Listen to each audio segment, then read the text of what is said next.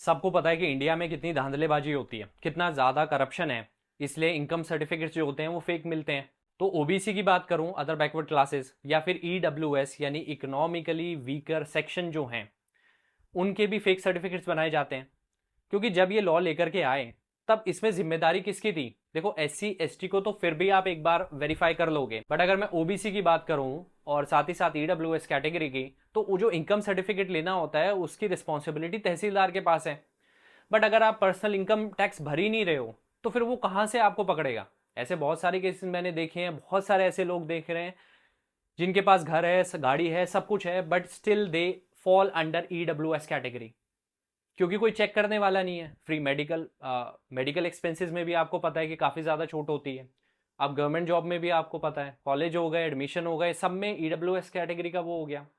तो एजुकेशन में तो खास तौर से ये चीज़ें चल रही हैं, और जॉब में हायर लेवल पे जो कि एक रेप्यूटेड बॉडी थी, UPSC, union public service commission, उसके अंदर भी ये सब हुआ। और ये धांधलेबाजी आप सभी को पता है, आए दिन आप खबरों में सुनते होंगे, जैसे नीट का केस हो गया, नीट में धांधलेबाजी हुई, कोई माने ना माने बट हुई है, कहीं ना कहीं उसमें डिस्क्रिपेंसीज हुई हैं।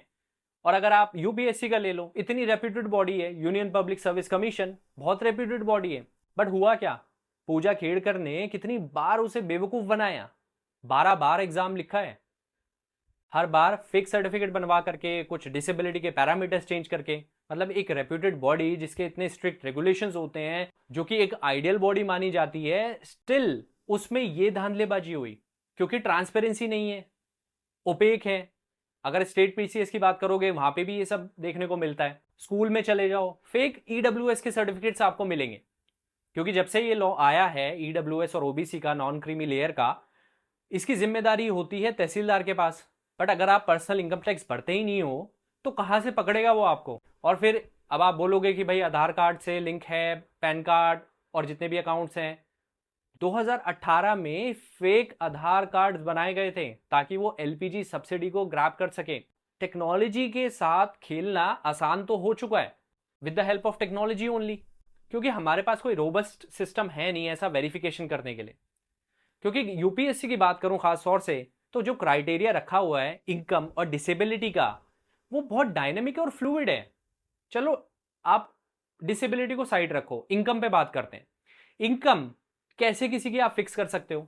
ओबीसी का सर्टिफिकेट बनवा लिया, ईडब्ल्यूएस का सर्टिफिकेट बनवा लिया कि हमारी इनकम इससे इससे कम है, फिर आप ये भी जवाब दोगे कि उसे एक फिक्स इंटरवल के बाद रिन्यू कराना पड़ता है। बट उस टाइम पीरियड तक का क्या कोई वेरिफिकेशन, कोई रोबस्ट सिस्टम है नहीं। क्योंकि अगर आप ये देखो, कोई आईआरएस बन गया, इंडियन रेवेन्यू सर्विस में चला गया, एक साल बाद वो डिसाइड करता है कि मुझे आईएएस बनना है और दोबारा से एग्जाम देता है, क्या वो उसी कैटेगरी में रहेगा? इसके लिए कोई प्रोविजन है क्या? बट यहां पर क्या इस देश के अंदर कि अगर आप पे ठप्पा लग गया कि आप गरीब हो तो आप गरीब ही रहोगे, फिर भले ही आपके पास कितनी भी धन दौलत हो, कितने घर हो, कितनी गाड़ियां हो, कोई फर्क नहीं पड़ता। और सेकंड पर्टिनेंट क्वेश्चन ये है कि यूपीएससी के अंदर डिसेबिलिटी, चलो ठीक है, सबके अंदर है, उसके लिए रिजर्व है, कोटा होता है, बट मेंटल डिसेबिलिटी का क्या मतलब बनता है, क्या रैशनल है? We don't know. एक ऐसी जॉब जिसके लिए लाखों लोग एस्पायर करते हैं, जिसके लिए लाखों लोग जद्दोजहद करते हैं जॉब पाने के लिए, और बहुत कॉम्पिटेंट है, जिसके लिए दिमाग ही ज्यादा यूज करना है, उसके लिए आपने वहां पे मेंटल डिसेबिलिटी के पैरामीटर्स रख रखे हैं कि उसके लिए भी आपको छूट मिल जाएगी।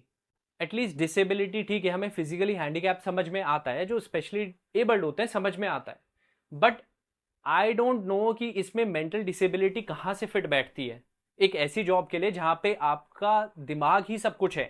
और हमें तो ये भी नहीं पता कि ईडब्ल्यूएस और ओबीसी की बात करूं मैं, तो उसके अंदर आपकी फादर की इनकम देखी जाएगी, आपकी खुद की इनकम देखी जाएगी, तो ये भी अभी तक इस पे भी एम्बिग्विटी है, इस पे भी क्लियर इंस्ट्रक्शंस नहीं है। और एक एग्जांपल लेते हैं कि चलो आईआरएस कोई बन गया और वो उस टाइम के बीच में उसकी इनकम जो है वो थ्रेशोल्ड से क्रॉस कर गई, यानी जितनी भी आपने गवर्नमेंट ने ईडब्ल्यूएस के लिए सेट कर रखी है उससे ज़्यादा हो गई, बट वो दोबारा आईएएस बनना चाहता है, तो किस कैटेगरी में जाएगा वो? एक बार अगर आपने सर्टिफिकेट डिक्लेयर कर दिया कि मैं ओबीसी हूं या फिर ईडब्ल्यूएस कैटेगरी में फॉल करता हूं, तो कोई भी उसे चेंज नहीं करना चाहता, क्योंकि बेनिफिट्स मिलते हैं, स्कॉलरशिप्स मिलती है, रिबेट्स मिलते हैं, बहुत छूट मिलती है।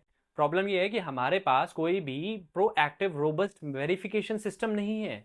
और जैसे मैंने कहा कि डिसेबिलिटी में मेंटल डिसेबिलिटी का कोई भी रैशनल नहीं दिखता, और फिर जो एग्ज़ाम पैटर्न है उसमें भी चेंजेस लाने चाहिए। मैंने इसमें पहले भी एक वीडियो बनाया था, उसका मैं लिंक डिस्क्रिप्शन में दे दूंगा, जहाँ पे मैंने डिटेल में बात कर रखी है कि इसमें और क्या चेंजेस आने चाहिए, खासतौर से एग्जामिनेशन पैटर्न के अंदर। और यूपीएससी में कोई एप्टीट्यूड टेस्ट नहीं है। सी सेट को आप एप्टीट्यूड समझते हो, बट डिफेंस जो सर्विसेज होती है उनमें देखो एप्टीट्यूड टेस्ट किया कैसे जाता है।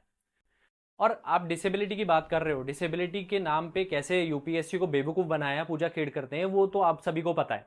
क्योंकि जो लोग सिर्फ पर्क्स के लिए आ रहे हैं, सोसाइटी को सर्व करने के लिए नहीं आ रहे, नेशन के लिए नहीं आ रहे हैं, तो उसकी उनकी वजह से क्या होगा, जो दूसरे लोग हैं, जो डिजर्विंग कैंडिडेट्स हैं, उनको तो अधिकार नहीं मिल पाता ना। उन्हें जो सीट है, उन्हें बेनिफिट मिलना चाहिए, वो तो नहीं मिल पाता।